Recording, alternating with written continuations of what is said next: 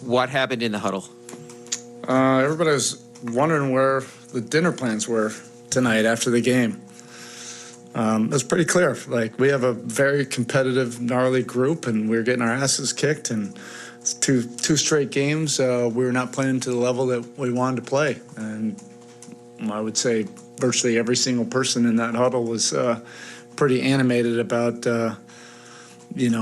our disappointment in how we were playing. I know this team has a lot of veterans, but how do you, I guess, get it to not affect anything moving forward and kind of stop? No, it won't. We have bigger things to accomplish, but, we do want to play better, and everything has to be better across the board. It starts with our leadership. Our veteran players have to lead, and then we just have to play better to our identity, play more consistently, and that's really all the discussions were. I know how it can probably look, to the outside, but as I've mentioned before, that is more our language than playing without passion or without toughness or without multiple efforts and a lifelessness, everything that happened in that huddle from there on when we cut the 19-point lead, that's way more to our personality. Erik, you sort of answered it, but how concerned are you that this could be a thing? Like, how does this carry over into tomorrow, into Friday, into Saturday? No, I mean, you can use moments during a season to catapult you. You can galvanize together, over frustration and disappointment. Teams can also go the other way. I don't see that with our group. I don't see that with our locker room. But we have needed a kick in the butt, from these two games.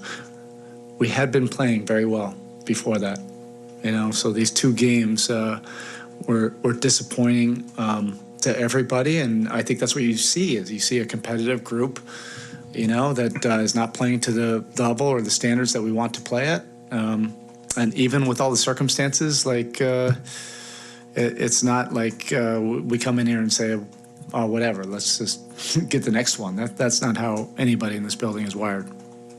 After the spark was provided there, you retook the lead. What happened towards the end of the game, and why did that lead? Well, let's give credit to Golden State. We played with great passion and everything to get back into the game, but they executed well, and they made some big shots. Poole has just really improved with his handle, his ability to step back behind screens and shoot, his movement.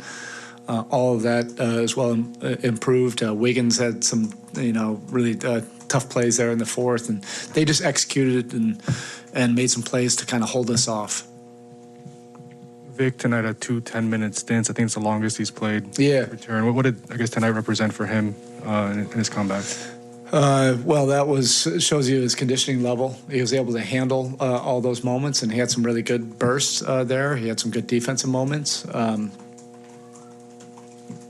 with Tyler being out, he was able to handle a few more of those minutes. Erik, Kyle said that things with 9 games left, that the team is still trying to figure certain things out. Just rotation-wise, working Markieff back in, working Vic back in. You had guys out all year, but you also had a rhythm with guys that were playing. How much of a challenge has that been lately? Yeah, it is, and this is our reality. Like, we had this conversation literally 3 months ago, or 2.5 months ago. Like, all right, this is going to be happening, and then it never did. So we never had to deal with it. We kept on dealing with a lot of different assortment of guys in and out, and the team really rallied behind that and played great basketball.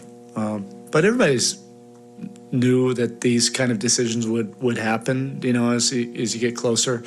That's a part of it. I don't think that's the bigger part of it. But we will have to figure out some things. I'll have to make some tough decisions. I don't have to make these right now. We still have 9 games left before the playoffs, but we'll work through some things, and then we'll eventually have some clarity on a rotation. Kyle, you've been with teams in emotional situations before, but with that time out there and UD, your captain, and Jimmy, one of your leaders, going at it, and then Coach Spo getting involved, What was that scene like? It's crazy, but it's passion.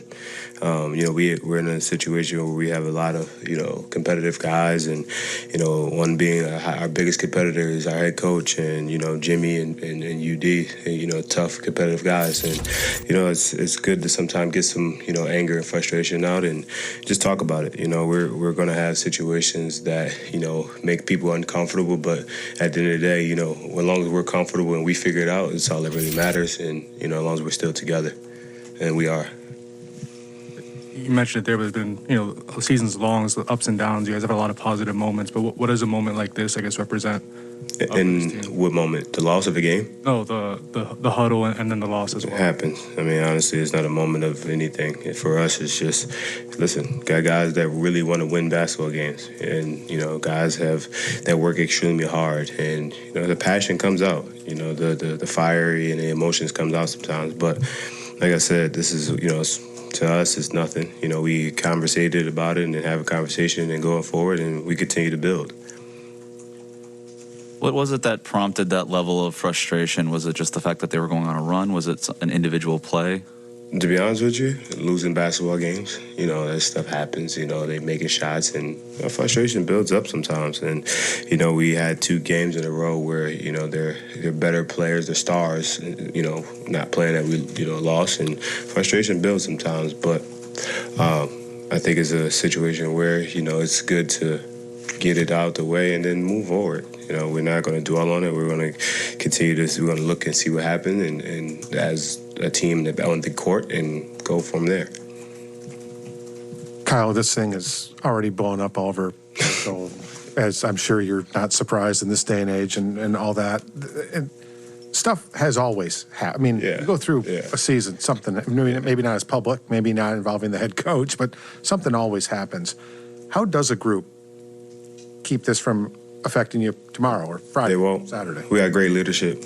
It won't affect us at all. We have great leadership, starting top to bottom. We have great leadership, and that type of stuff, it happens. And, in this day and age, social media and all that stuff, it gets around. But we're a good team. We have great leadership. We have a great culture. And, we're figure it out, talk about it, move forward. We still have bigger goals, and, we still have bigger aspirations. Was there a common thread in the 2 games, the way it turned out, both of them? Is there a specific multiple things that led to both of these losses? Teams are playing extremely well against us. They shot 51% from the field, 41 from 3, 85 from the line. I mean, they out-rebounded us. They did things better than us tonight. And, it just one of them games where 2 of the games back-to-back with the other teams, there are guys, okay, our stars aren't playing, we still going to go out there and show you guys why we're professionals. And, we got out there, we competed, but we didn't finish the job. Kyle, you guys only have 9 games left, and you guys haven't had your whole group at once really for more than a week, I think, all season or something crazy like that. How much does that part concern you? That there might be chemistry, but there's levels to it too, and you probably aren't where you need to be or where you want to be for game 1. Yeah, I was asked this question the other day. I don't think we are where we need to be at all. I think 9 games and rotation's still kind of funky right now, and we're trying to figure it out. Vic just getting himself back. Markeith's just getting himself back.